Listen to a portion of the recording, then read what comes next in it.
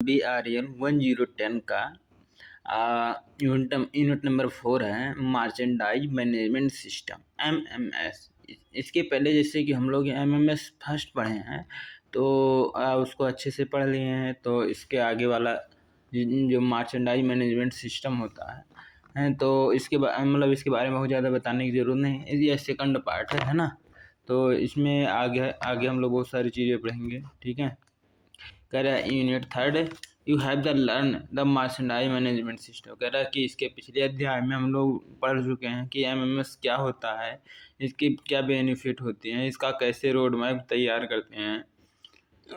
कह रहे we have the already the discuss. कह रहे ये सब हम लोगों ने डिस्कस कर लिया है। In the present competitive environment of the retail business it is the very difficult to the perform the retail function like the planning, buying, selling, pricing and inter store transfer. कह रहा है कि हम लोगों के अभी इस समय बहुत बहुत ज़्यादा ज़रूरी होता है, खासकर रिटेल बिजनेस में, कि जब हम लोगों को प्लानिंग बनाना, बाइंग प्रोसेस को दोहराना, सेलिंग प्रोसेस करना, प्राइसिंग सेट करना, इन एक स्टोर से दूसरे स्टोर तक इन्वेंट्री को, स्टॉक को ट्रांसफ़र करना। फिर कह रहा है to perform these function they the smoothly MMS provide the tools to the retailer in this unit. कह रहा है इस यूनिट में हम लोग इसके बारे में पढ़ेंगे कि कैसे एक रिटेल बिजनेस अपने वेंडर को मैनेज करता है, कि कैसे एक अपने वेंडर को रिकॉर्ड करके रखता है, उसके इंफॉर्मेशन को। वह वेंडर जो आपका कैसे एम्प्लॉय को हायर करने में मदद करता है, एंड वेंडर से अगर आप रिलेशनशिप रखते हैं तो कैसे वह आपके पार्टनर के रूप में काम करता है। इस सब के बारे में हम लोग आज समझेंगे कि क्या होता है MMS।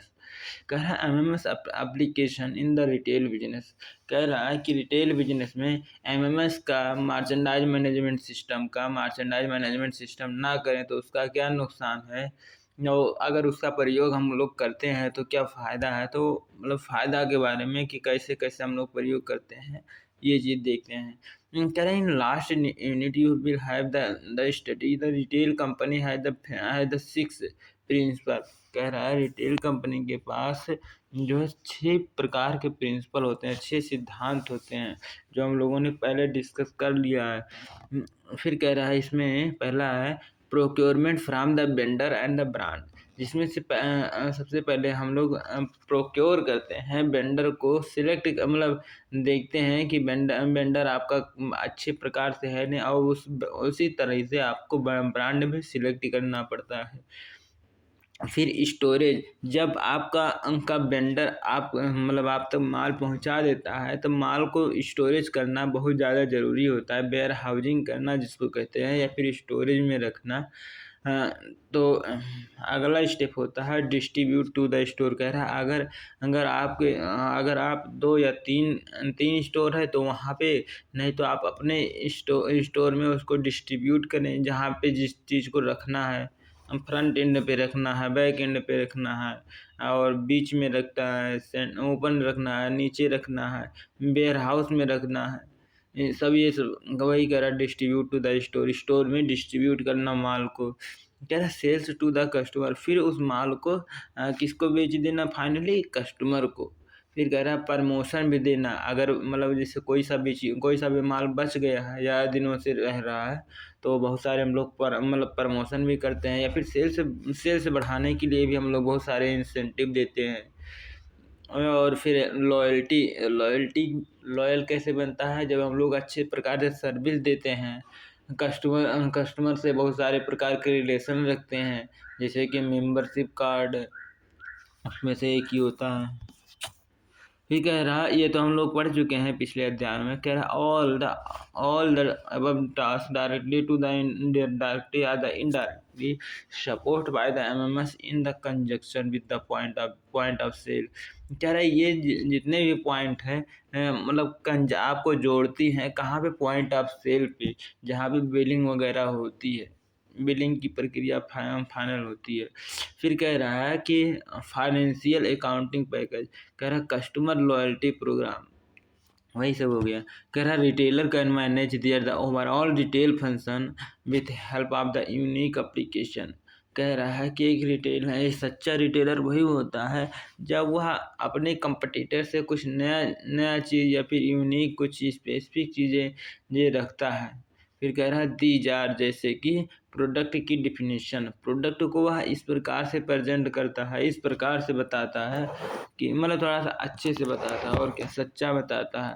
Location hierarchy, location hierarchy का मतलब क्या होता है कि आप मतलब आपके रीजन वाइज या फिर टाइम वाइज कि कैसे टाइम के अनुसार आपकी प्रोडक्ट की प्राइस घटती जाती है, और फिर कैसे टाइम मतलब और फिर प्रोडक्ट वाइज हायरार्की मीन्स जैसे अलग अलग डिपार्टमेंट में, डिवीज़न में, ग्रुप में, क्लास में, सब क्लास में, कि आपका फैशन से रिलेटेड है, ब्यूटी से रिलेटेड है, होम से रिलेटेड, मतलब इस प्रकार से एक हायरार्किकल सेट करते हैं। हायरार्किकल सेट में मतलब जैसे हम लोग देखते हैं कि एम्प्लॉय की हायरार्किकल हायरार्किकल क्या थ्योरी है। तो इसमें एक मैस्लो लॉ का हम लोग पढ़ेंगे, जैसे हम लोग कई बार उसको पढ़ चुके हैं हालाँकि, फिर इस बार फिर से पढ़ेंगे कि कैसे एक एम्प्लॉई जो होता है अपने मतलब क्या कहते हैं इन्फॉर्मेशन को, जब जैसे जैसे उसकी इन्फॉर्मेशन बढ़ती जाती है वैसे वैसे उसकी सोच बदलती जाती है। फिर कह रहा है मर्चेंडाइज कैलेंडर वाइज, कह रहा है मर्चेंडाइज कैलेंडर वाइज का मतलब ये होता है वही जो हायरार्किकल अभी हम लोग पढ़े हैं ऊपर वाला, तो वही इसमें उसमें ये याद आता है मर्चेंडाइज कैलेंडर वाइज, कि मीन्स जैसे मतलब जैसे क्या कहते हैं कोई सा भी त्योहार आने वाला है तो उसके हिसाब से सेट कर देना।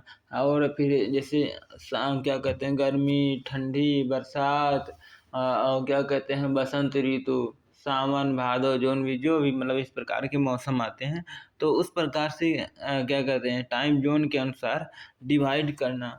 फिर कह रहा है pricing order on the vendor who supply the relevant merchandise, कह रहा है प्राइसिंग सेट करना, प्राइसिंग को मतलब ऑर्डर करना अपने वेंडर के साथ जो सप्लाई करता है आपके रिलेटेड मर्चेंडाइज को। फिर ट्रैक ऑर्डर फुलफिलमेंट, फिर कह रहा है कि अपने ऑर्डर को भी मतलब ट्रैक करते हैं, मीन्स कि आपका माल कहाँ पहुँचा है या फिर आपको कब ऑर्डर करना है, कब आप मतलब कब तक आपका माल आने में कितना समय लगता है, तो इस इन चीज़ों को कहते हैं ट्रैक करना। फिर कह रहा है कि receiving the merchandise in the distributor centre, कह रहा है कि डिस्ट्रीब्यूट सेंटर चाहे अगर आपका सिंगल स्टोर हो तो जो आपकी वेयर हाउस पीछे ज़्यादातर बैक स्पेस में रहता है तो वहाँ पे माल रखा जाता है, तो वहाँ तक माल को रखना, जैसे जो वेंडर जब एक बार माल भेजता है तो आप वहाँ पे रखते हैं, या फिर जैसे आपके पास बहुत सारे चेन स्टोर है या फिर बहुत सारे स्टोर हैं आपके पास, तो आप एक सेंट्रलाइज वेयर हाउस बना देते हैं, है ना, कि फिर वहाँ पे पहले माल वेंडर भेजता है, फिर वहाँ से आप माल हर जगह डिस्ट्रीब्यूट कर देते हैं। तो वही कह रहा है डिस्ट्रीब्यूशन सेंटर तक मर्चेंडाइज को रिसीव करना। कह रहा है एक अगला है storing the merchandise in the distribution centre in the manner that is the depend efficient to replenishment of the merchandise order by the store. कह रहा है मान लीजिए जब आप कोई सा भी चीज़ सेल करते हैं तो कोई सा भी चीज़ डैमेज हो जाता है, कस्टमर ले जाने के बाद जब उसको वो लौटा देता है, या फिर जब आप रिसीव करते हैं माल को उसके द्वारा जो आपका वेंडर भेजा हुआ है उसमें से कोई डैमेज हो गया है, या फिर ऐसा आपको ऐसा लग रहा है कि वह वो क्या कहते हैं एक्सपायर हो चुका है, तो ऐसे माल को क्या है वापस करना होता है। तो वही कह रहा है रिप्लेनिशमेंट मैनर किस प्रकार से हैं। फिर कह रहा है transfer of the merchandise between the various store and the distribution centre. कह रहा वही मैं कह रहा हूँ ना, जैसे आपके पास अगर सेंट्रलाइज सिस्टम है तो आप एक उसके बीचों बीच में एक वेयर हाउस बनाते हैं, फिर वहाँ से आप हर एक स्टोर में मर्चेंडाइज को क्या कहते हैं मतलब डिस्ट्रीब्यूट करते हैं। या फिर जैसे अगर आपका सिंगल स्टोर है तो आपने अब वेयर हाउस में रखा हुआ माल अब स्टोर में रखेंगे जहाँ से मतलब सेल करना है, चाहे आगे पीछे दाएं बाएं बीच में कहीं भी, ऊपर नीचे। अगला है return to the vendor defective stock and excess stock in the inventory. कह रहा है आपके इन्वेंट्री में कभी कभी माल बहुत ज़्यादा आ जाता है, तो उन चीज़ों को रिटर्न करना है, या फिर जब वेंडर आपके पास माल भेजता है तो उन डिफेक्टिव प्रोडक्ट के, जो ख़राब डैमेज प्रोडक्ट हैं, एक्सपायर प्रोडक्ट हैं, उन चीज़ों को रिटर्न करना। कह रहा है analyse the sales and the inventory statement for the stores as well as DC. कह रहा है एनालाइज करना अपने इन्वेंट्री को भी, अपने सेल्स को भी, मतलब रिसर्च करना, देखना, रिव्यू लेना, बार बार हमेशा देखते रहना और उससे चीज़ों को रिकॉर्ड करते रहना, मतलब क्या कहते हैं, केयर करते रहना कि आपका मतलब किस तरफ जा रहा है, सेल्स बढ़ रही है, घट रही है, सेल्स को कैसे बढ़ाया, कैसे घटाया, इन चीज़ों को मतलब कहते हैं एनालाइज करना। क्या डिस्ट्रीब्यूशन सेंटर पे भी देखना कि मतलब जो वेयर हाउस में अपने भी जा कर के देखना कि वहाँ पे माल कितना बचा हुआ है। मीन्स जैसे आपका जैसे जो पीरियड ख़त्म हो रहा है एक स्पेसिफिक जैसे समय, 1 महीने का माल अगर आप मंगवाते हैं तो 15 दिन पे आप रिव्यू करते रहें कि माल कितना बचा, कितना नहीं बचा। तो इस प्रकार से मतलब हर दिन के अंत में आप मतलब देख लें कि कितना आज सेल हो चुका, तो कितना बचा होगा। ओपनिंग स्टॉक, क्लोजिंग स्टॉक, इसीलिए मतलब हम लोग रिकॉर्ड करके रखते हैं। कह रहा है analyse the sales and the inventory statement for the store as well as DC, let us discuss. कह रहा है कि अब एनालिसिस करेंगे इन्वेंट्री को, इन्वेंट्री स्टेटमेंट को। आओ हम लोग एक एक करके देखते हैं। डिस्ट्रीब्यूशन सेंटर मीन्स की वही जो आपका वेयर हाउस है, या फिर जहाँ पे आप। कह रहा product definition are the merchandise master. कह रहा है कि प्रोडक्ट को डिफाइन करना या मार्चेंडाइज मास्टर बनाना। मार्चेंडाइज के नाम से एक मास्टर बनाना, मास्टर मीन्स की ग्रुप बनाना। फिर कह रहा है कि कौन कौन सा मतलब आपको माल, और उसमें उस माल में कौन कौन सा स्पेसिफिकेशन होना चाहिए, उसमें क्वालिटी क्या होना चाहिए, कितनी में कितना क्वांटिटी में होना चाहिए, ये सब देखते हैं। इसको कहते हैं प्रोडक्ट को डिफाइन करना, प्रोडक्ट को एक्सप्लेन मतलब क्या कहते हैं, किस प्रकार की आपकी स्टोर है, किस टाइप को आपको चाहिए, ये सभी। कह रहे retail is the about the retail is the about detail. This statement apply to the business of the retail quite significantly. Product detail must be the captured in the detail, without which it will be difficult to analyze the sales for all different variation of given product. कह रहा है कि जो product आपके यहाँ है, अगर उन प्रकार के प्रोडक्ट की डिटेल आपके पास नहीं है, और आप उन बिना प्रोडक्ट को जाने हुए कि आपके प्रोडक्ट किस टाइप का प्रोडक्ट है, क्यों है, उस वह प्रोडक्ट क्यों मतलब बाई किया गया था, या फिर वह प्रोडक्ट अगर है तो मतलब कितने क्वांटिटी में है, तो बिना इस चीज़ को एनालाइज किए हुए आप बहुत मतलब आप अच्छे प्रकार से अपनी प्लानिंग नहीं बना सकते हैं। डिफ़िकल्ट होगी, आपको कठिन होगी एनालिसिस करने। कोई सा भी चीज़ अगर सॉल्यूशन निकालना चाह रहे हैं, तो बिना प्रोडक्ट को ध्यान में रखे हुए आप कोई सा भी चीज़ सॉल्यूशन निकाल लें, तो मतलब कठिन बात है ये। फिर कह रहा है फॉर एग्जांपल, जैसे कि एक एग्जांपल ले रहा है, a buyer in the merchandise team would like to analyze the what type of the shirt are the selling. There are the various attribute of the product shirt need to the capture enable this। कह रहा है मान ले जाए एक merchandiser है, एक buyer है, जिसमें से वह शर्ट को खरीदना, टी शर्ट को वह बाई करना, मतलब उस पर वह एनालाइज करना चाहता है, उस पर वह रिसर्च करना चाहता है, उस पर वह मेजरमेंट निकालना चाहता है कि कितना ज़्यादा से मतलब कि उसकी सेलिंग किस प्रकार से। तो बिना शर्ट के बारे में आप यही ना जाने कि शर्ट कितना कितना आपके स्टोर में है, किस किस क्वालिटी में रहता है, जैसे एम साइज, और क्या कहते हैं, स्लीव वाला होता है, नॉन स्लीव वाला होता है, और एम साइज होता है, और मतलब ये इस प्रकार से जो होता है, एक मीडियम, स्मॉल और बीच का भी एक होता है, लॉन्ग साइज, एल साइज होता है। तो मतलब वही कह रहा है कि जो इस प्रकार का जो उसके एट्रीब्यूट को बिना जाने हुए कलर, क्वालिटी, कॉटन का, क्या कहते हैं, सिल्क का, इस प्रकार से देखते हैं बहुत सारी चीज़ें उसके क्वालिटी के बारे में। फिर कह रहा है कि maintain the database of the SKU is the category based on the family of the stocks. कह रहा है कि जो एसकेयू हम लोग तैयार करते हैं, एसकेयू मीन्स कि एक बार में आप कितना माल मंगवाते हैं। कह रहा है इसको जब हम माल मंगवाते हैं तो एसकेयू में बहुत सारे प्रोडक्ट होते हैं। जब एक साथ माल मंगाते हैं तो एक दो प्रोडक्ट मंगवाते नहीं, मतलब एक दो भी प्रोडक्ट मंगवा सकते हैं जब आपके हाई क्वांटिटी में। कह रहा फॉर एग्जाम्पल, कह रहा the analyse for the apparel restore around the attribute like full sleeve half sleeve. कह रहा कि जैसे प्रोडक्ट के अब एट्रीब्यूट के बारे में ही बता रहा है कि किस प्रकार से एनालाइज करते हैं कि प्रोडक्ट के बारे में हम लोगों को पता होना चाहिए कि आपके स्टोर में फुल स्लीव ज़्यादा है कॉलर वाला, या फिर हाफ स्लीव नॉन कॉलर वाला, और फिर कह रहा बॉटम डाउन नॉर्मल कॉलर, फिर कह रहा कि फार्मल वियर कैजुअल वियर। मतलब फार्मल मीन्स समझ रहे हैं ना, फार्मल कपड़े काम फार्मल कपड़े, या फिर किसी कैजुअल मीन्स कीजिए मतलब जो क्या कहते हैं रंग बिरंगी, या फिर मतलब ऐसे कह लें नहीं कि मतलब किसी इवेंट वगैरह पे पहनने के लिए। Print strip or the print check red.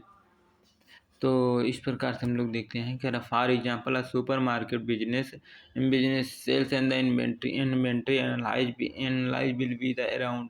कह रहा है जैसे plain rice and the basmati rice, plain rice और बासमती राइस। फिर कह रहा mixed fruit or the plain strawberry jam, cola or the orange flavour beverage. तो आप फिर आगे कह रहा है कि if such attribute are the capture in the product definition module of the MMS can the provide the sales analyse cut across the various attribute. कह रहा what are the attribute capture in the masters. कह रहे कौन कौन से ऐसे attribute होते हैं जो हम लोग कौन कौन से एट्रीब्यूट होते हैं जो हम लोग इसमें मास्टर्स में यूज करते हैं, ठीक है, मास्टर डाटाबेस में कलेक्ट करते हैं।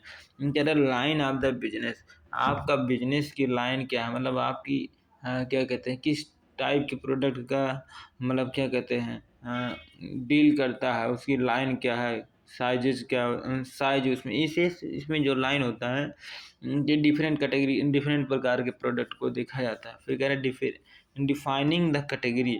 फिर कह रहे हैं किस कैटेगरी में आप डील करना चाहते हैं उस कैटेगरी को आप डिफाइनिंग करें, परिभाषित करें, अच्छे से सब समझे, फिर उसको सब कैटेगरी वाइज करें। फिर आगे है कि प्रोडक्ट का नाम ब्रांड का नाम, SKU number, SKU name, vendor GST, vendor हो गया, जीएसटी डिटेल हो गया, एचएसएन कोड हो गया। एचएसएन कोड की मतलब हर एक प्रोडक्ट की एक अलग यूनिक कोड होती है, जैसे ग्रोसरी की अलग होती है। और फिर अगला है MBU are the MSF GKM gatekeeper margin, means कि आपको कितना मतलब क्या कहते हैं मार्जिन मिलेगा इस प्रकार से। EAN code, pack size, colour, credit term, design number, design name, put away और द फ्लो थ्रो। इतना सारा मास्टर में रखते हैं भैया। कह रहा refer to the 4.1 understanding of the sample product defining in the apparel store. कह रहे there are the two part of the product definition. अच्छा, प्रोडक्ट डिफिनेशन के अंदर दो पार्ट को शामिल किया जाता है। पहला होता है बिजनेस मैनेजमेंट पार्ट, दूसरा होता है प्रोडक्ट एट्रीब्यूट। तो बिजनेस मैनेजमेंट पार्ट का मतलब क्या होता है, टू कंट्रोल, कह रहा to better control over the entire range of the merchandise that retailer deals with. कह रहा they group into the category and the subcategory. कह रहा है कि एक जो रिटायर होता है सभी रेंज में जितने जितने भी आपके प्रोडक्ट अवेलेबल हैं उन सभी रेंज को अच्छे प्रकार से कंट्रोल करने के लिए रिटेलर बहुत सारे क्योंकि प्रोडक्ट से डील करता है, इसलिए वह एक कैटेगरी में डिवाइड कर देता है, फिर उसको सब कैटेगराइज कर देता है सभी प्रोडक्ट को। If the business size of the large, कह रहा है अगर आपका बिजनेस बहुत बड़ा है तो क्या करता है उसको उसको क्या कहते हैं, कहाँ गया, if the retail size is very large, bill appoint one person to manage to entire category transaction, including the sales, buying, inventory management. कह रहा है कि अगर आपकी साइज बहुत ज़्यादा बड़ा है, बिजनेस की साइज जिसमें सेल्स बहुत ज़्यादा मात्रा में हो रहा है, बाइंग भी बहुत ज़्यादा मात्रा में हो रहा है, इन्वेंट्री मैनेजमेंट भी बहुत मतलब थोड़ा ज़्यादा है, फिर कह रहा है such people are called the category heads. तो इनको एक कैटेगरी हेड्स की ज़रूरत होती है कि उनको मैनेज करने के लिए, जो आपके प्रॉफिट और लॉस को क्यूमुलेटिव करते हैं, उसका संरक्षक करते हैं, कि they are the responsible for the generating appropriate margin to cover the operation cost of their respective category. कह रहा है आपके रेस्पेक्टिव कैटेगरी में प्रोडक्ट मार्जिन एक अप्रोप्रिएट तरीके से उसको मतलब सेट करते हैं, जिससे आप अपने आप प्रॉफिट मार्जिन को या फिर अपने प्रॉफिट को जनरेट कर सकें, जिससे कि ऑर्गेनाइजेशन को भी फ़ायदा मिल सके, उन लोगों को भी सैलरी मिल सके। कह रहा है शोन हियर, जैसा कि नीचे दिखाया गया है, business management part of the merchandise the done through the definition of the merchandise hierarchy, जिसमें से पहला है मेंस बियर। मेंस बियर ये कैटेगरी होगी, सब कैटेगरी में इसको बांट दिया है कि फार्मल चाहिए या फिर कैजुअल चाहिए, फिर उसको सब कैटेगराइज कर दिया है। फार्मल में भी आपको शर्ट चाहिए, पैंट चाहिए, क्या कहते हैं, ट्राउज़र चाहिए, लोअर चाहिए, टाई चाहिए, बेल्ट चाहिए, मतलब इस प्रकार बहुत सारी चीज़ें होती हैं। और शूज़ चाहिए, और फिर कैजुअल में भी शर्ट होते हैं, रंग बिरंगी शर्ट वगैरह हो गया, या फिर किसी स्पेशल इवेंट वगैरह में पहनने के लिए, जैसे कोट वगैरह हो गया। और ट्राउज़र मीन्स मतलब जैसे ट्राउज़र में जिससे कि आपके क्योंकि रंग बिरंगे लोअर हो गया, पैंटी हो गया, एक जीन्स हो गया डैमेज वाली, तो ये तो कैजुअल होते हैं। फिर अगला है मर्चेंडाइज हायरार्की का in the more level than the shown in the picture. अब कह रहा है कि ऊपर जो दिखाया गया है अब MMS software available in the market totally. Let you define the some merchandise hierarchy. However, the best practice is the restricted the merchandise hierarchical to the 5 level of the better manageable। कह रहे 5 level होते हैं hierarchy management करने के लिए। एक होता category head of the men's wear, will be the interested to have the deeper understanding what kind of the shirt are the selling. कह रहा किस टाइप के शर्ट को आपको सेल करना है, इसकी डीप मतलब इसके अंदर मतलब गहराई से इंटरेस्ट लेना बहुत ही आवश्यक होता है, गहराई से इसकी जानकारी प्राप्त करना, इन्फॉर्मेशन लेना बहुत ही आवश्यक होता है। जरा सच the objective fulfil by the defining the further attribute like.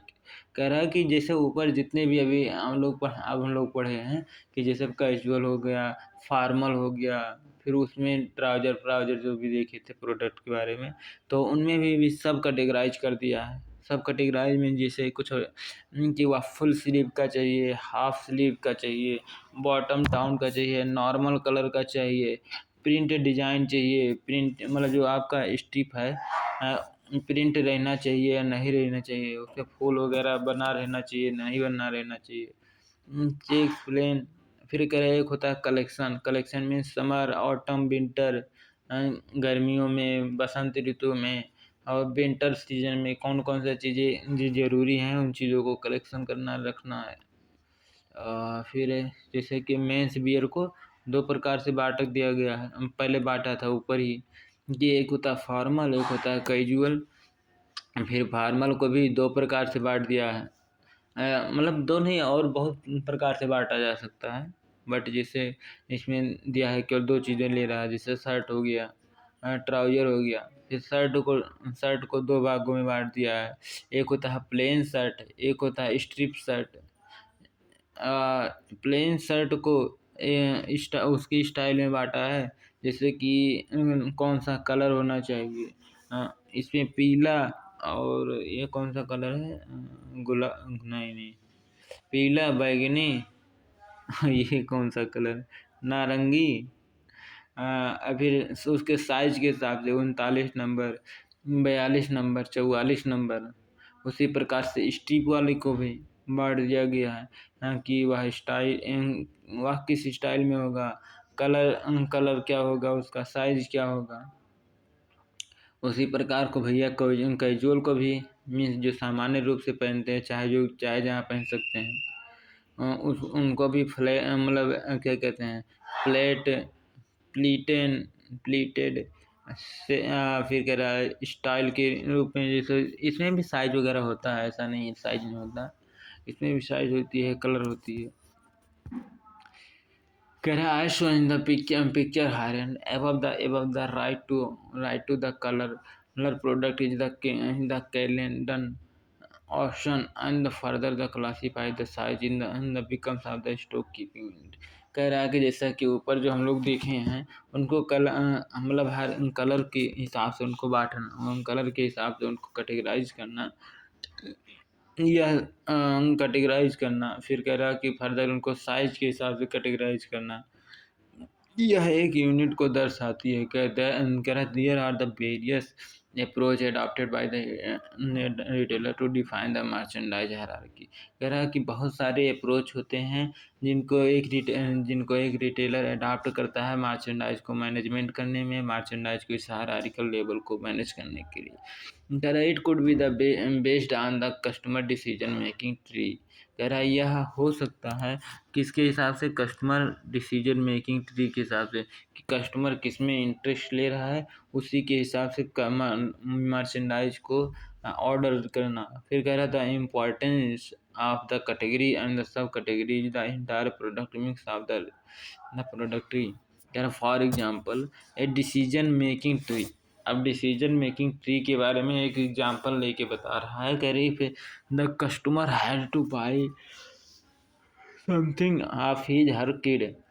First thing on the entering the store, correct, they specify in the age of the child and they product type such as the toys, dress, toiletry. कह रहा है वो जब मतलब कोई सभी चीज़ अगर आपको बच्चों का सामान खरीदना है तो आपको बच्चों के हिसाब से सोचना पड़ता है कि जब आप छोटे थे तो आपको कौन कौन सी चीज़ें पसंद थी, जैसे खिलौना, ड्रेस, कपड़े, टॉयलेटरी चीज़ें।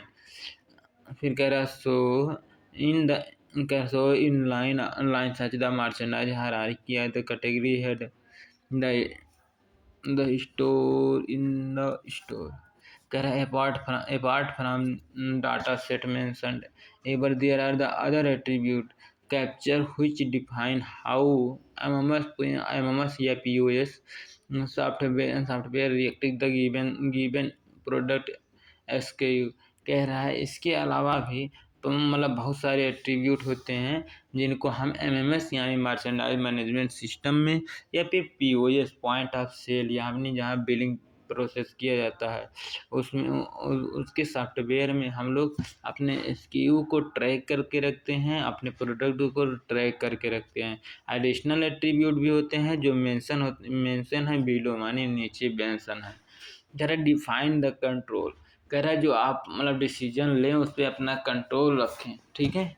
कह रहा है कोई different type of the SKU। कह रहा है कि क्योंकि हम लोग जो मंगवाते हैं एक बार तो मंगवाते नहीं, कई बार मंगवाते हैं, कई लोगों से हो सकता है मंगवा रहे हैं सामान। तो वही कह रहा है जो SKU होते हैं डिफरेंट टाइप के होते हैं। तो कह रहा है कि bill at the point of sale and the next possible of the cashier to remember the rule for each product in the billing or the sales return। कह रहा है कि एक जो रिटर्न कैशियर होता है ये हमेशा उन सिद्धांतों को, उन रूल्स से, उन नियमों को मतलब ध्यान में रखें कि उस प्रोडक्ट की बिलिंग में क्या क्या क्या चीज़ें ज़रूरी है और कौन सा प्रोडक्ट रिटर्न करना है। इन चीज़ों को भी उसको माइंड मतलब ध्यान में रखना होगा। फिर क्या एक होता है control privilege customer and the employ decision. Control privilege customer, कह रहा है कस्टमर से प्रिविलेज में चोरी ना हो, उस पर कंट्रोल रखें। एम्प्लॉय डिस्काउंट, कह रहा this is the done to the control customer and employ discount on the approach having the low margin. कह रहा for example watch have the discount to be the offer to the customer unless it is the part of the of a promotion because the margin is the very small। क्योंकि जब margin बहुत कम होता है तो discount उतना ज़्यादा नहीं दे पाता है एक रिटेलर, जैसे कि वॉच छोटी मोटी घड़ी में दे रहा। कह रहा एक्टिव और द इनएक्टिव, एक्टिव हो या इनएक्टिव। क्लोजिंग स्टॉक हेल्प, कह रहा है जैसे हम लोग जब अपना शॉप बंद करते हैं या फिर महीने के अंत में अकाउंटिंग पीरियड ख़त्म करते हैं तो हम लोग ये देखते हैं कि एक मतलब कितना SKU बचा है, कौन सा सामान कितना में बचा हुआ है, जो हम लोग मंगवाए थे उसमें कौन सा माल कितना बचा हुआ है, उसको कहते हैं closing the SKU। Product that are the discount are the removed from the price list and the goes to the point of sale because the smallest list of the faster will be the point of sale software ability to carry out the billing। फिर क्या है location listing, location को list करना कि means कि जिस right place पे right product होना चाहिए, ठीक है, वहाँ पे प्रोडक्ट है भी या नहीं है ये भी देखना चाहिए। कह रहा है सीजनल कंट्रोल, सीजनल पे अपना कंट्रोल बनाए रखें भाई कि मतलब कौन से सीजन में किस चीज़ की डिमांड बढ़ेगी फ्लोरिस्ट आप पे। फिर कह रहा है ऑटो री ऑर्डरिंग, परचेज ऑर्डर, कह रहा है कि परचेज ऑर्डर को भी आप मतलब मेंटेन किए रहें कि आप सही समय पे ऑर्डर करें और अपने जो भी वेंडर है आपका, जो सप्लायर है आपका, डिस्ट्रीब्यूटर है जो आपका, उससे उसके कांटेक्ट में रहें और उससे मतलब पता करते रहें कि क्या अपडेट है, जैसे कभी कभी क्राइसिस हो जाती हैं तो। फिर कह रहा है define the min and max record level, कह रहा है कि आप maximum record level minimum record level को डिफाइन कर सकते हैं। Define base stock for the each store shelf, this help in the managing auto replenishment of shelf in the store. करें sales return of the certain merchandise to allowed, कह रहा है कि sales return कितना करना है और किसको करना है, कितना मात्रा में करना है। कह रहा delivery day self in the controlling as the inbound good to the distribute centre by the allocating delivery days by the SKU or by vendor of SKU। SKU code, EAN number, UPC code, paper part number code use to transaction proceeding specially billing. कह रहा है ये बहुत सारे code होते हैं, जैसे SKU code आप जो मंगवाते हैं उसका code, EAN code, UPC code, unique price code, unique product code, मतलब कि हर एक प्रोडक्ट की एक यूनिक कोड होता है, उसको कहते हैं UPC कोड। वेंडर का पार्ट नंबर, कह रहा है वेंडर का जो कोड है उसका, इन चीज़ों को जब हम लोग बिलिंग की प्रोसेस को मतलब करते हैं तो उसमें इन चीज़ों की बहुत ज़्यादा ज़रूरत पड़ती है। फिर कह रहा है करेंटली इन द FMCG, जैसे जो FMCG जो है उसमें product range supermarket have the stopped applying the bar code and the EAN code printed as the part of the packaging material.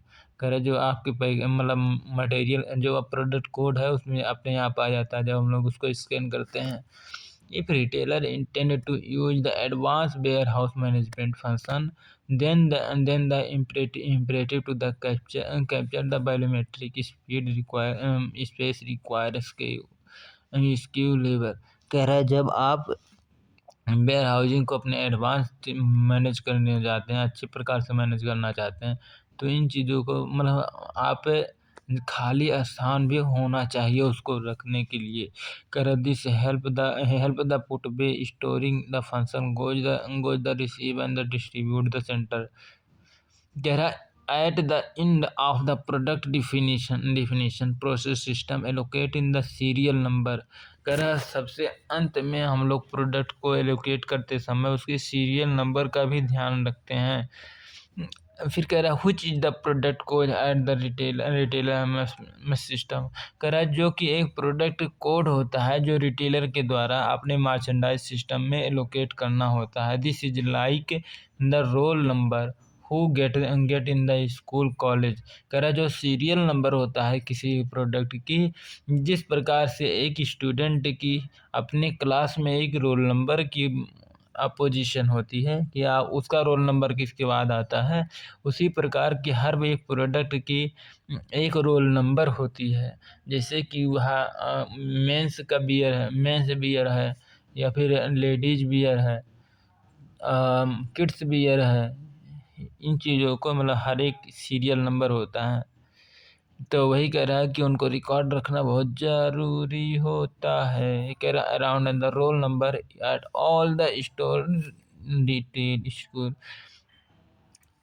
कह रहा है अराउंड द रोल नंबर के, कह रहा है जिस प्रकार से एक रोल नंबर के आधार पर स्टोर करते हैं स्कूल वाले या फिर कॉलेज वाले ये उनके रिकॉर्ड को, उसी प्रकार से हम लोग प्रोडक्ट के सीरियल नंबर के थ्रू हम लोग सभी चीज़ें रिकॉर्ड करके रखते हैं उस प्रोडक्ट के एट्रीब्यूट के बारे में। फिर कह रहा all the transaction detail in the MMS. कह रहा और सभी ट्रांजेक्शन की डिटेल एमएमएस में इंक्लूड करते हैं, शामिल करते हैं, but not limited to the purchase order of the received the रिवी। अगला है लोकेशन हायरार्की। लोकेशन हायरार्की के हिसाब से कि हम लोग रीजन मतलब जैसे इतना बड़ा देश है आपका, तो मतलब जैसे आपको पूरे मर्चेंडाइज को मैनेज करना है ना, तो आप मतलब जैसे एक सिटी में अगर आप रहते हैं तो उसको रीजन वाइज आप लोग, जैसे एक गांव में होता है कि उत्तर टोला, दक्षिण टोला, पूर्वी टोला, मतलब इस प्रकार से आप बांट देते हैं रीजन वाइज।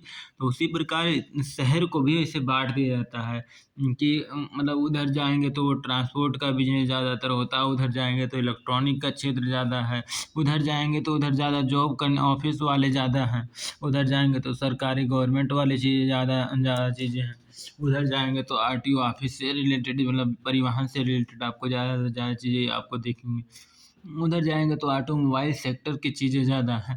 तो इसी प्रकार से मतलब वहाँ पे किस प्रकार से के लोग रहते हैं उनके इसके हिसाब से एक लोकेशन वाइज उनको हायरार्किकल डिसीजन मतलब हम लोग बांट देते हैं रीजन वाइज, ठीक है।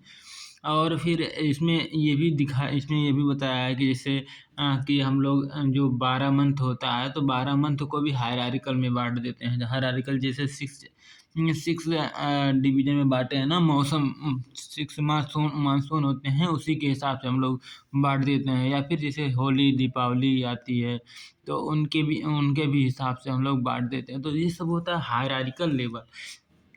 कह रहा है the next dimension for the merchandise sales and the inventory analyse the time the hierarchy.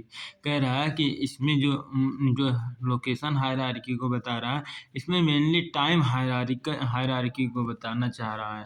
कह रहा है now the challenge from the system point of view is the most of the peak sales period does not fall on the same day of the week of the year. कह रहा है कि वह किसी एक दिन में बहुत ज़्यादा सेल्स नहीं गिर जाता है किसी भी, या फिर किसी एक वीक में या फिर किसी मतलब कह रहा मान लिया जाए कि आप किसी साल के एक दिन में अगर आप बहुत ज़्यादा मतलब घाटे में चले गए, बाकी अन्य दिन आप मुनाफे में जा रहे हैं, तो इससे आपका बहुत ज़्यादा नुकसान नहीं होगा। जैसे कि दीपावली आने में हम लोग बहुत सारे उन चीज़ों का ऑफर देते हैं, तो दीपावली के पहले से ही सब चीज़ें शुरू हो जाती है। ऐसा नहीं कि दीपावली के दिन ही केवल आपकी सेल्स ज़्यादा होती है, दीपावली के सेल्स के पहले ही बहुत सारी चीज़ें एक्टिविटी की जाती है कि जिससे वह स्टार्ट हो जाए। फिर अगला होता है समथिंग इन द नवंबर। कह रहा है कभी कभी या अक्टूबर में जो हमारी दीपावली है यह कभी कभी भी अक्टूबर में आती है और यह कभी कभी नवंबर में आती है। क्या the best price of the definition calendar, जैसे कि हम लोग इसमें देख सकते हैं, कहाँ है दीपावली। दीपावली तो मुझे नहीं दिखी, नहीं दिखी, नहीं दिखी, नहीं दिखी भाई, नहीं दिखी, नहीं, मुझे नहीं दिखा। कह रहा दिस इज द कैलेंडर, कह रहा यह है कैलेंडर, मतलब तारीख दिखा रहा है। अप्रैल से स्टार्ट हो जाता है डेट का, जैसे जो हम लोगों का फाइनेंशियल ईयर होता है वह कब से स्टार्ट होता है, 1 अप्रैल से, तो आज से ही तो। फिर कह रहा है to the best firm Monday of the month, कह रहा not the first day of the April, कह रहा this peak week is the define as the Monday to Saturday, कह रहा जैसे कि एक जो वीक सप्ताह होता है वह संडे से लेकर के मंडे तक मंडे से लेकर के संडे तक, उल्टा हमने बोल दिया था। या फिर ऐसा कहें कि आप शनिवार से लेकर के रविवार तक, या यहाँ पे जो मंडे बताया गया सोमवार से लेकर के संडे तक, कर behind reason behind this that promotion get the shivering और द सचुरेसी implementation on the Sunday to see the impact of the promotion, कह रहा है कि इसके बीच रीजन ये है कि जब आदमी को मतलब संडे को छुट्टी दिया जाता है उसको एक रिलैक्स पना मिल जाता है, फिर वह अगले दिन से एक नई ऊर्जा के साथ हुआ आता है, अपना काम शुरू कर पाता है, वो और भी चीज़ों को अपने मैनेज कर पाता है, वो जो संडे को उसकी छुट्टी रहती है। इससे बड़ा ही रिलैक्स होता है, बड़ा ही आराम से वह काम को एनर्जी के साथ कर पाता है। जब आपको मतलब इसमें मैं बता रहा हूँ कि जैसे जब आपको कंटिन्यूअस आपको काम करना होता है ना, मीन्स कि आपको मतलब 30 के 30 दिन काम करना होता है, तो आप उतना एनर्जी से नहीं काम कर पाते, मतलब करते हैं ऐसा नहीं है, बट जैसे अगर आपको हफ्ता में एक बार अगर आपको रिलैक्स मिल जाता है, छुट्टी मिल जाती है, तो आपके लिए अच्छा होता है, ऐसा मान सकते हैं आप। आपको एक एनर्जी मतलब अन्य काम जो होते हैं उनको भी आप कर सकते हैं। तो ये कह रहा है the grouping of this time line in the zone the bottom to rows, कह रहा है इनको दो कॉलम में बांट दिया गया है नीचे, कह रहा most of the international software solution, कह रहा है हाँ ये बहुत बढ़िया है। क्या हो गई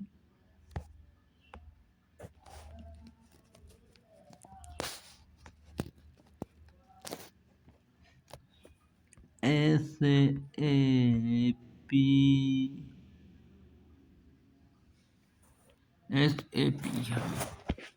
तो इन चीज़ों को आप ज़रूर ध्यान में रखें, इन चीज़ों का कोर्स हो सके तो आप सब कर लें, क्योंकि यह हम लोगों के लिए बहुत ही काम आने वाला है। कह रहा लोग हाँ, तो जो JDA है यह एक इंटरनेशनल सॉफ्टवेयर होता है, यूनिवर्सल सॉफ्टवेयर होता है, चाहे आप इंडिया में काम करें तब भी आपको आएगा काम, आप मतलब अमेरिका में काम करेंगे तब भी आपको काम करेगा। तो ओरेकल में काम करेंगे, मतलब ओरेकल जो सॉफ्टवेयर होता है वो भी मतलब वह भी वाइडली सभी लोग, बहुत ज़्यादा लोग ये मतलब इसको करते हैं। कह रहा with the above feature is the easy the compare big sales like the Diwali happen the to different calendar period, कह रहा है कि जो दीपावली होती है कि तो दो दिन तक रहती है ना, अलग अलग दिनों तक रहती है। जैसे कि एक पहले दिन जो होता है क्या कहते हैं, जो हम लोग धनतेरस होता है, फिर अगले दिन होता है दीपावली, मेन दीपावली है ना, तो वही कह रहा है।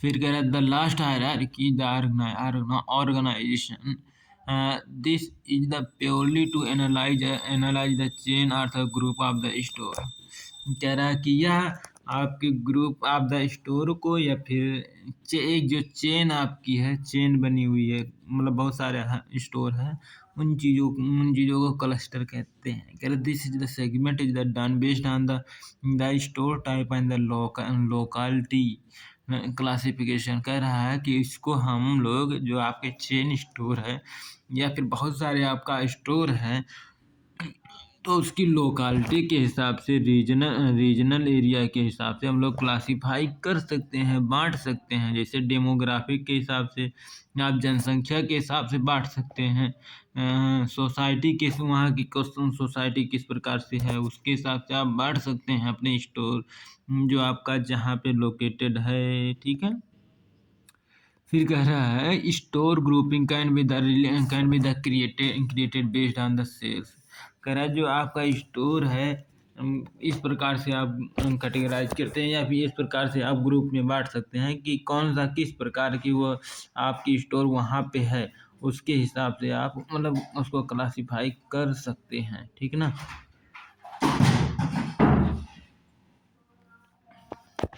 कह रहा such method of the clustering are the important. कह रहा इस पर नहीं कह रहा the type of the merchandising mix है। आप वहाँ पे किस प्रकार के माल बेची जा रही है, किस प्रकार की इन्वेंट्री ग्रुप वहाँ पे है, टाइप ऑफ प्राइसिंग एप्लीकेशन वहाँ की किस प्रकार की पेएबल क्षमता है लोगों की, इस प्रकार से आप बांट सकते हैं कि rich class, middle class, lower middle class, lower class, इस प्रकार से आप बांट सकते हैं। There are such method of the clustering are the important for the retailer 50 plus store spread across the larger geographical. In the Indian context, only the few retailer today in the need this kind of the function. कह रहे इस प्रकार की हरकतें ज़्यादातर Indian में देखा जाता है, मतलब और भी जगह देखा जाता है, ऐसा नहीं हमने गलत बोल दिया, सॉरी। फिर अगला है कि please refer to the simple store of the grouping. कह रहा नीचे कुछ मतलब दिया है, इसमें कह रहा देखते हैं। एक होता है जैसे आपकी जो स्टोर है चेन वाइज है, रीजन वाइज आप बांट देते हैं। चेन मतलब बहुत सारे जैसे एक ही टाइप का मतलब स्टोर है, वह सेम प्रकार का स्टोर बहुत सारा है। और रीजन वाइज की मीन्स आपका एक प्रोडक्ट अपैरल का वहाँ पे है, एक प्रोडक्ट मान लीजिए एक एफएमसीजी का प्रोडक्ट कहीं पे है, एक वेयर हाउसिंग का वेयर हाउस है कहीं पे, तो मतलब इस प्रकार के डिफरेंट रीजन के हिसाब से अलग अलग जगह पे है। डिस्ट्रिक्ट माने कि अलग अलग जिला में है, और फिर इसको सब कैटेगराइज करते हैं। इस क्या है warehousing of the space, warehousing और the office, store warehousing और द ऑफिस, वही सेम चीज़ें लिखा है। हाँ अब इधर पढ़ते हैं कि जैसे दो ग्रुप में हमें बांटा है ना, तो उन दोनों ग्रुप को तीन स्टोर को एक में बांटा है, तीन स्टोर को एक में बांटा है, जिसमें स्टोर तीन को दोनों में कॉमन चीज़ें हैं। मतलब स्टोर फर्स्ट का भी इसमें रिलेशन है, स्टोर सेकंड का भी इसमें रिलेशन है।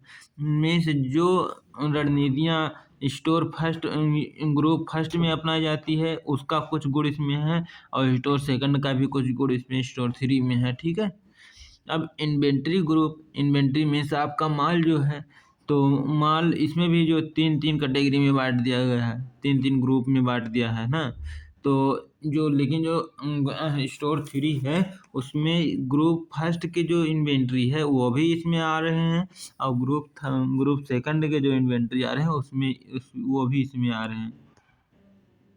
कहाँ गया भाई ये प्राइस जोन के हिसाब से, प्राइस जोन की मिडिल और लोअर मिडिल अपर रिच जो भी कह सकते हैं उसके हिसाब से प्राइस जोन में भी बांट देते हैं। जैसे स्टोर फर्स्ट और स्टोर सेकंड जो है आपका बढ़िया प्लेस पे है ना, तो उसको प्राइस फर्स्ट जोन में रखते हैं, और जो प्राइस सेकंड जोन है वो store three, store four, store six आपका है। Organization. The classic example to explain these group are the Future Group, Pantaloon, Big Bazaar, Food Bazaar, KB Fair, Price Shop are the referral to the chain of the stores. Further the classify the region, district. कह रहा है जो इस प्रकार के store आपने अभी भी इतने भागों में बांटा है, तो इसका जैसे रियल लाइफ एग्जांपल अगर लें, जैसा पेंटालून जो है आपका, बिग बाज़ार हो गया आपका, फूड बाज़ार हो गया आपका, इस प्रकार ये लोग फेयर प्राइस का जो सूटेबल प्राइस है उस चीज़ को रेफ़र करते हैं। और ये लोग बाँटते हैं आपके region wise, district wise, city wise. Means जैसे जो पेंटालून है, हमारे यहाँ फिनिक्स मॉल में भी है, और उधर चारबाग की भी ओर है एक, और क्या कहते हैं, दुबग्गा भी जाओ तो वहाँ भी एक है। तो ये लोग रीजन वाइज़ बाँट दिए हैं। डिस्ट्रिक्ट वाइज़ भी कुछ लोग बाँट देते हैं, सिटी वाइज़ भी बटी रहती है। कह रहा है now the Big Bazaar will the belong to the particular inventory while the Food Bazaar. कह रहा है जो आपका बिग बाज़ार है, यह जो नाम का लखेरा है, यह अपैरल चीज़ें, कपड़े-लत्ते से रिलेटेड चीज़ों को यह बेचता है। बट जो फूड बाज़ार है आपका, है ना? जो आपका फूड बाज़ार है, ये जो है एफएमसीजी से रिलेटेड काम करता है ना?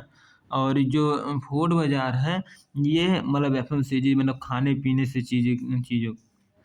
फिर कह रहा है this is the done food bazaar does not carry the apparel. जो फूड बाजार होता है यह कपड़े लत्ते से रिलेटेड चीज़ों को नहीं बेचता है। कह रहा है वेरेज द बिग बाजार carry the type of the merchandise. कह रहा है बल्कि जो ये जो बिग बाजार है ना, ये कुछ ही थोड़ा बहुत पैके मतलब फूड बाजार का भी मतलब बेच देता है, जैसे बिस्किट हो गई, या फिर मतलब कुछ इस प्रकार से कुछ ना कुछ चीज़ें उसमें खाने-पीने की भी चीज़ें होती है। कह रहा further replenishment engine to work successfully and the efficiently it the because to the relationship between the product and the inventory group. कह रहा the next process of the vendor of the SKU and the retailer plans to the sell the retail outlet। कह रहा vendor master वो लोग हम लोग create करेंगे। कह रहा vendor master is the simple screen that capture the vendor details such as. कह रहा वेंडर को सिलेक्ट करना बहुत ही ज़रूरी होता है आपका, क्योंकि एक वेंडर जो होता है आपके बिजनेस का सच्चा मित्र होता है, सच्चा साथी होता है, आपके जो टीम मेंबर का एक सच्चा सदस्य होता है, जो आपकी रिटेल ऑर्गेनाइजेशन को सक्सेसफुल बनाने में उसका बहुत ही बढ़िया योगदान देखने को मिलता है। इसलिए अब हम उसके बारे में थोड़ा-सा जानेंगे कि वेंडर का नाम क्या है? Legal name.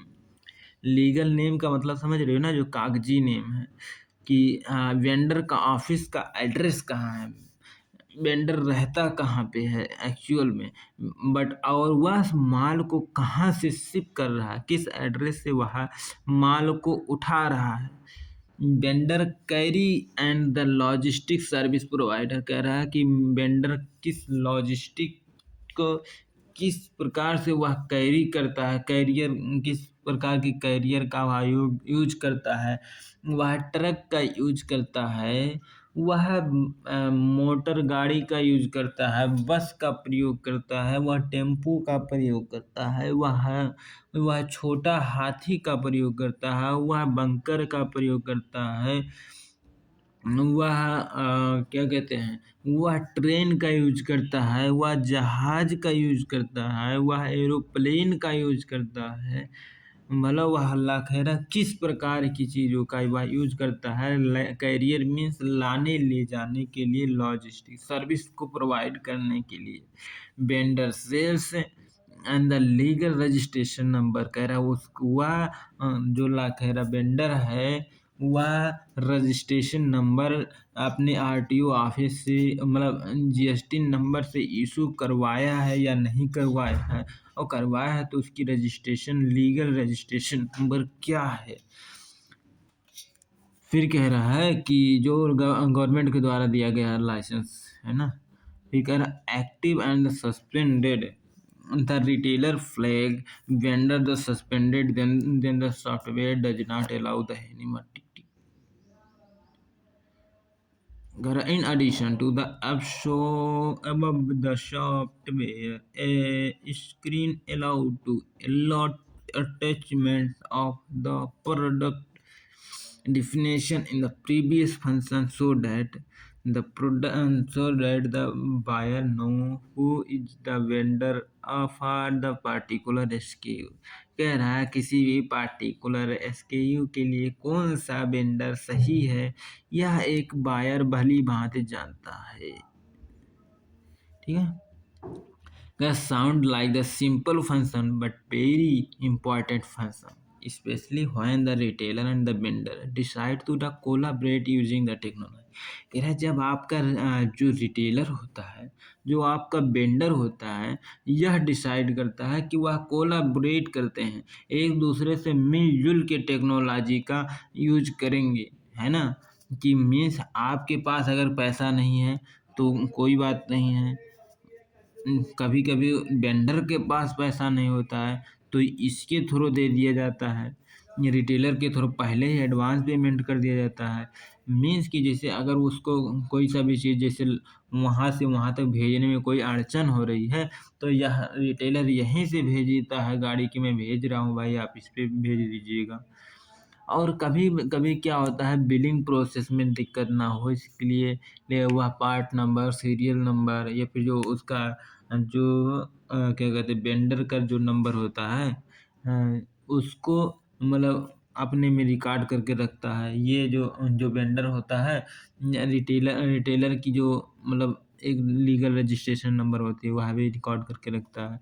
और जब बिलिंग प्रोसेस में दोनों की छप के आती है तो बाद में कभी कन्फ्लिक्ट ना हो कि इतने की ट्रांजैक्शन हुई थी, किस प्रोडक्ट की ट्रांजैक्शन हुई थी, वह उस कागज़ के थ्रू पता चल जाए, वह उस डॉक्यूमेंट के थ्रू पता चल जाए। कह रहा while the attaching the SKU number, कह रहा जब आप SKU नंबर जो आप मंगवाते हैं माल, उसका एक स्पेसिफिक नंबर जो होता है उस नंबर को आप इस वेंडर उस अपने सॉफ्टवेयर में उसको कलेक्ट करके रखते हैं तो कन्फ्लिक्ट होने के चांसेस, एक दूसरे में विवाद होने के चांसेस बहुत ही कम होती है। जैसे इसमें अब नीचे उदाहरण दे करके बताएगा लाखेरा।